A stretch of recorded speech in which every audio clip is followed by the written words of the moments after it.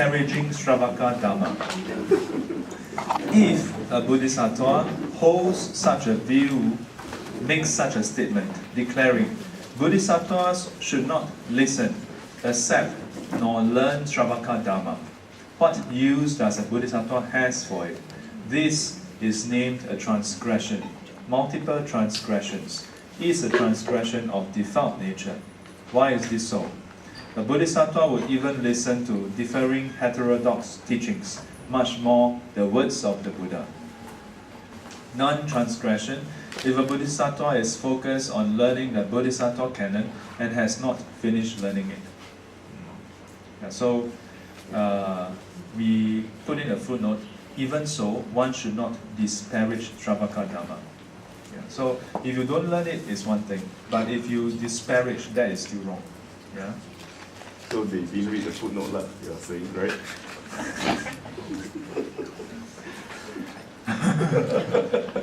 You said it, I didn't say it. It's okay for the record. We'll say what you say. So let's recap. Disparaging Śrāvaka Dharma. In the Chinese text, even I cannot read it. 回声闻法界第24. Yeah. The light is too diffused. Yeah. So, 回此, give me a second. Let me find the Chinese text. Disparage. Disparage is quite a strong word. Yeah, it's quite a strong word. It means to put down, to basically almost like tearing down, something. In this case, Sravaka Dharma. What is Sravaka Dharma? Now that I see how the projection is, I'm wondering whether I should write here, because if I write here, let's see how it goes.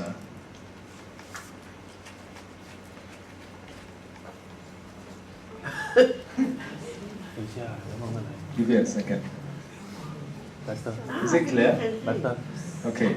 So, let me see whether I brought a pen. Yes, I brought a pen. You can see the pen. Can you all see the pen? Yes. Very good. Can you all see the JKL? Good 66 eyesight. IJKL. Okay. So, what is today's date? 2nd October. Looks like a movie. It has a movie effect. The light.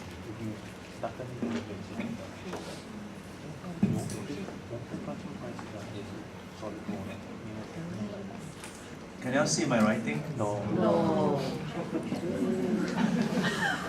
Oh, really? Oh, tell me.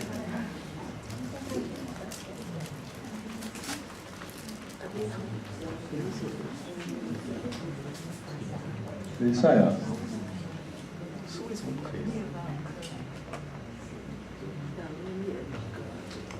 Huh? Right. What's going on? It's just that, or is it a focus? Can you adjust the focus? You can see the Friday is quite sharp. It's not very sharp, man.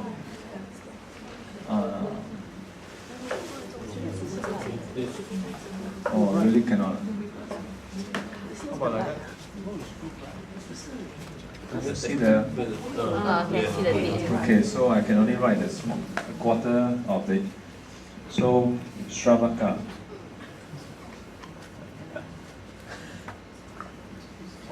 So clear now.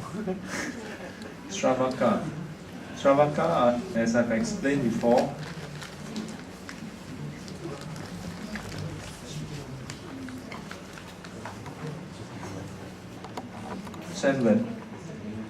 this refers to whoever attain enlightenment or requires to listen to the Buddha's teaching to attain enlightenment. Yeah. this refers to anyone in their last life when they practice, in order to have any attainment, whether it is Sotapanna, Sakadagami, Anagami, or Arahant, they require to have listened to the teachings. Yeah? Before I continue, the gentleman, have you introduced yourself before? Yeah. Have you introduced yourself before? Yes. You have, huh? KMS. In KMS, huh? Sure. Okay. Yeah.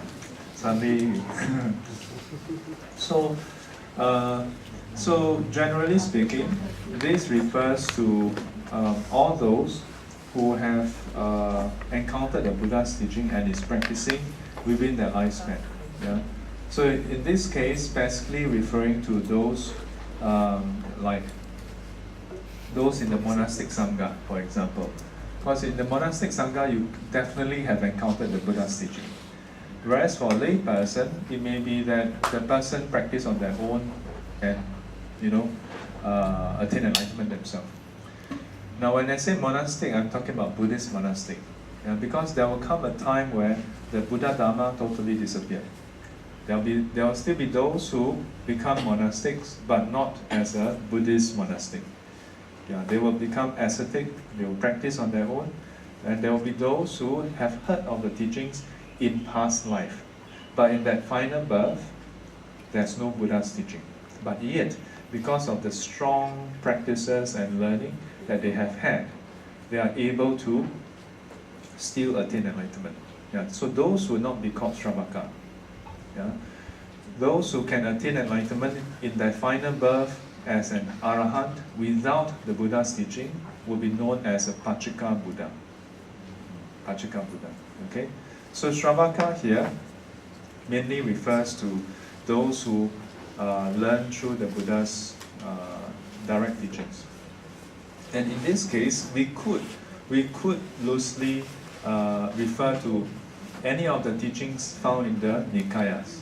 Okay, Sravaka Dharma. All those teachings inside the Nikaya. So what does it say? If a Bodhisattva holds such a view, makes such a statement. Here, specifically a Bodhisattva. If a Bodhisattva have a certain view and make such a statement. What kind of view, what kind of statement? Bodhisattvas should not listen to Sravaka Dharma, should not accept Sravaka Dharma, should not learn Sravaka Dharma. So this is the view. What's wrong with this view? Well, Sravaka Dharma is the foundation itself. How can a Bodhisattva reject the foundation? How can a Bodhisattva reject the foundation? But here, the Bodhisattva have such a view. Bodhisattvas should not learn, accept, nor listen, accept, nor learn Sravaka Dharma. So it says this is a wrong view. Okay? You may have heard some people in modern times say such a thing. That is xiao chen. We don't have to learn. That is the small vehicle. We don't have to learn that. Or that we are belonging to the da chen, that we are the greater vehicle. So small vehicle we don't have to learn. That is erroneous. That view is erroneous. Why? Because if we look at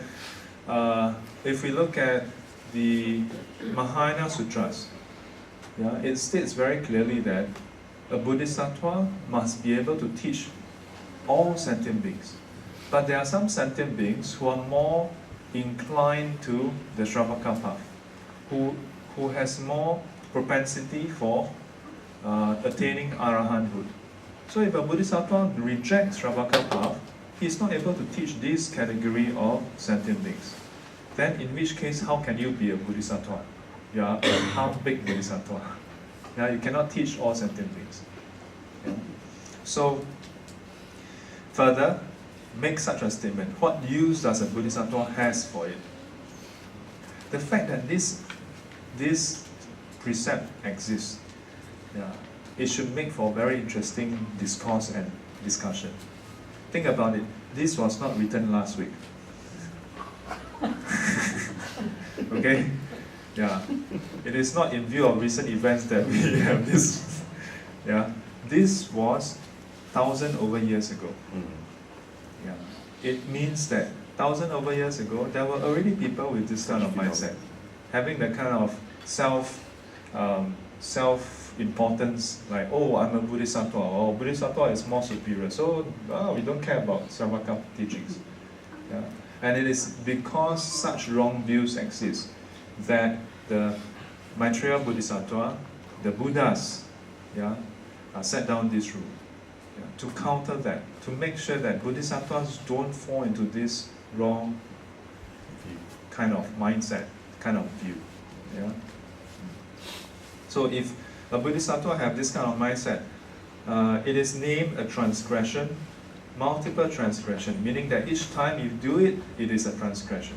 Yeah? It is a transgression of defiant nature. In this case, it is not just a transgression, but it has defilements inside. Yeah, in this case, strongly ignorance. Why is this so? A Bodhisattva would even listen to differing heterodox teachings, much more the words of the Buddha. What does that mean? For a Bodhisattva, you would even look at worldly teachings. Yeah? TED Talk, hey, talk about science. Hey, let's take a look. What has this got to do with this world? Yeah? Bodhisattvas would be open to doing that. Yeah? Oh, modern psychology. What? Interesting. What do you have to say about our human mental psyche? Yeah. In many ways, I find this expressed in the Dalai Lama himself. Yeah, and various other masters in the world. In many ways, the more they learn and practice, the more open they are to listening. Now, there's a difference between listening versus accepting. Yeah. So don't be mistaken, oh, so we should be more open, let's accept everything. No. Listening doesn't mean you accept everything. Yeah, but you're open to know what they have to say. In which case, here it says, if a Bodhisattva is like that, a Bodhisattva is like what? A Bodhisattva would even listen to differing heterodox teachings. In this case, not just worldly teachings, In this case, even teachings that is outside of the Buddhist teaching, religious teachings, in other words, that is non-Buddhist. A Bodhisattva will also go and listen to it. So sometimes you have heard me quote from other religious texts. Occasionally not. I don't spend too much time. I spend only a small fraction of my time attending to other schools, other religion. Not with the aim, let me go and find some loophole. But I sincerely, okay, how do you do it? When a group of, when there was this senior pastor who brought his students from the, I think Trinity College, to visit us in the Buddhist library, we had a dialogue. And so I asked them, and I was quite sincerely trying to find out how they deal with anger. Maybe I kind of put them in a spot.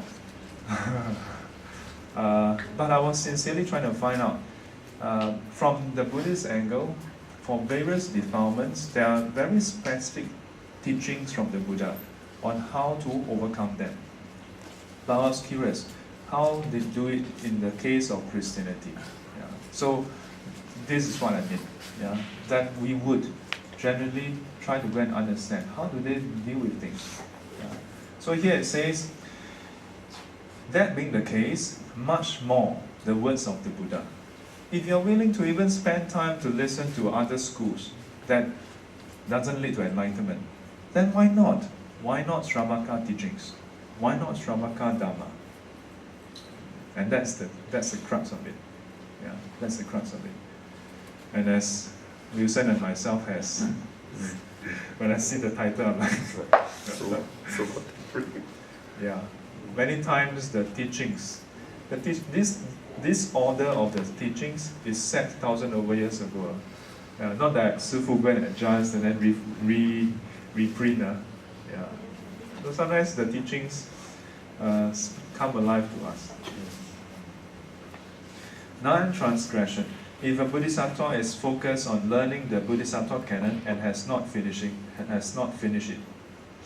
what it means is that if a Bodhisattva is currently focused on learning the Mahayana teachings, the Bodhisattva teachings, then you are trying to focus here. If you still allocate, or maybe 80% of the time to read this, read that, then of course you're going to be distracted. Yeah? You will not be able to focus. Yeah? In which case, then there's no transgression, if you don't go and attend to it. But if you disparage, that is still a problem, as far as we are concerned. Yeah? As far as we are concerned. What is the implication for us? That's one of the reasons why SGC has Pali chanting inside. That is the reason why I don't just share with you all one of the schools. Yeah. I don't simply only share with you the Pali Canon and not the Mahayana Sutras. I also don't just share with you Mahayana Sutras and then not anything from the Agama or the Nikayas. Yeah. I like to think that I try to share as openly the various schools. Yeah. In the past, you may not have noticed, but I would exercise a bit of restraint to cover Tibetan lineage. Yeah. I actually consciously do that, out of respect for the community. Yeah. So in many ways, it's not a bad thing that we are now free and easy. So sometimes I may bring in texts. Like in the Buddhist library, they invited me to have this series of class, and the text that we have chosen is 入菩萨行论. Yeah. And that is one of the key texts that is found in Tibetan tradition and the Chinese tradition. Yeah. So, let's take a look at the Chinese text. Let me try and flip over.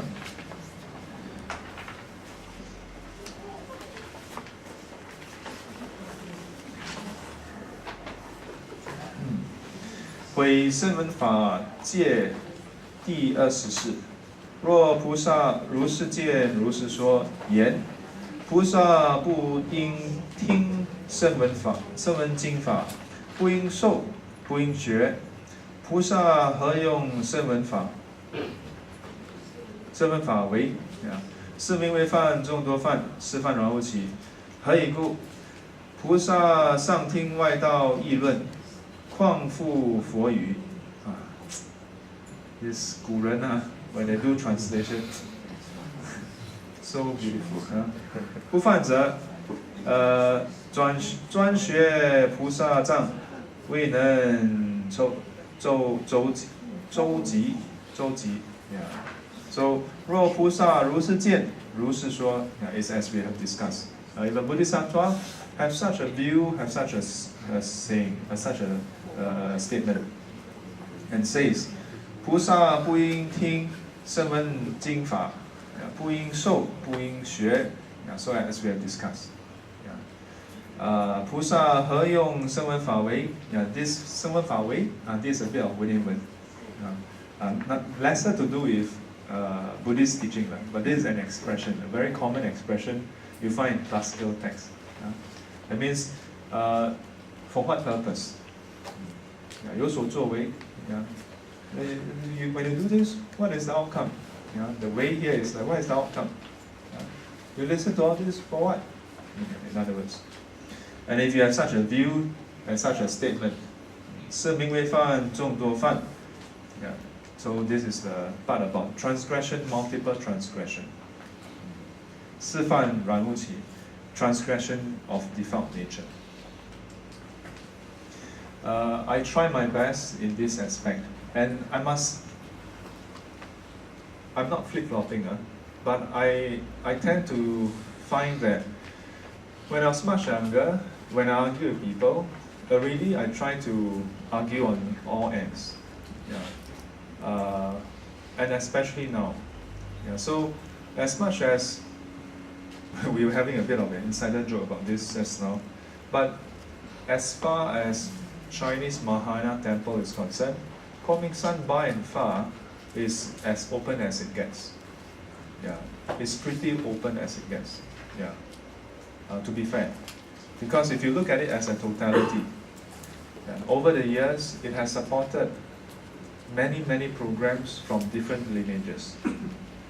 So to be fair, still our, certain aspects of the program that were adjusted. Yeah, but we have to be fair lah. Look at it in its totality. 不犯者专学菩萨藏，未能周集。Yeah, so because of one's focus on the Bodhisattva teachings, so you cannot afford to get distracted and spend time doing this or learning that. No? Yeah. Now, if we consider other lineages, yeah, and again I want to say, we must have an open understanding of how things are. In some lineages, you go to that center, you only listen to the teachings of that lineage. What it means is that out of the bigger umbrella, even a sub-lineage that is just a different one, they don't allow the teachings of that other lineage to be in, even if it's under the same big umbrella. Yeah, in many centers, it's like that. Yeah. As we are doing the unpacking, I was sharing with who was that? Oh, I was sharing with Allison's father. Yeah, the different CDs, and one of them was temple visit to other places, and I was sharing about how, as part of the classes in SBF, once a year last time when I was in charge, I would organize a temple tour. Yeah, and it would be conducted over Vesak Day. Yeah, so during Vesak Day, I will bring them to different temples of different lineages. Yeah, to be exposed to the different traditions, not different teachings, they're all teaching Buddhism. Yeah, but the different development, history, yeah, and you look at the architecture, you look at the way they express the teachings. Think about it. What we have here is a Buddha statue from Sri Lanka. Yeah, you notice in most Chinese temple, it is the Chinese-looking face. But in Komingsan, you have Buddha images of the different lineages, except maybe Tibetan, But you have Thai-looking Buddha image in Ta Song Bao Dian. Yeah, you have Myanmar's stupa in Wan Fo Ta. Yeah, and if you look at some of the archive photos, you'll see that Hong Chuan Zhanglao have been in close contact with the different senior monks from different lineages. Yeah. In fact, I have a photo of some of the seniors wearing the Theravadan robes. Yeah. So it is part of our lineage to be exposed to the different traditions. Yeah. Then why like that?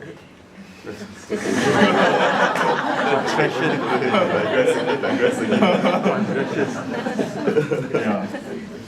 So, I want to impress upon you that,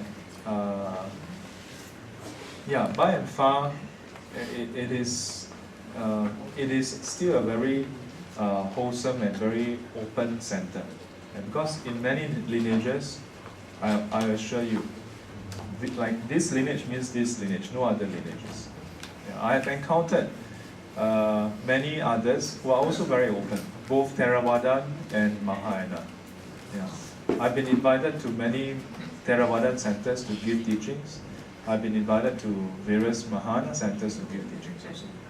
Now, that's all I have to share for today as far as the precept is concerned. On this precept, the Chinese part, there is no footnote, is it? No, this is it. There are commentaries on the precepts, but this is based on the translation we did. No, but so that's the thing. Precept number 24, right? Because in your footnote for precept number 24, you mentioned that, but still we should not disparage. So meaning it's the original Chinese translated one. It's our own footnote. It's the own footnote. Yes. So maybe it's not that they didn't read the footnote, but there isn't a footnote. Yeah, but at the first place, you shouldn't disparage Buddha's words, right? Correct. Yeah. Understood. So, I know that some of you were raising your hands just now, so maybe those of you who have questions or thoughts to share, you can do so now. Huh? Sorry? 我买了84度的 ice cream。 Oh. So Louis has bought 84 ice cream.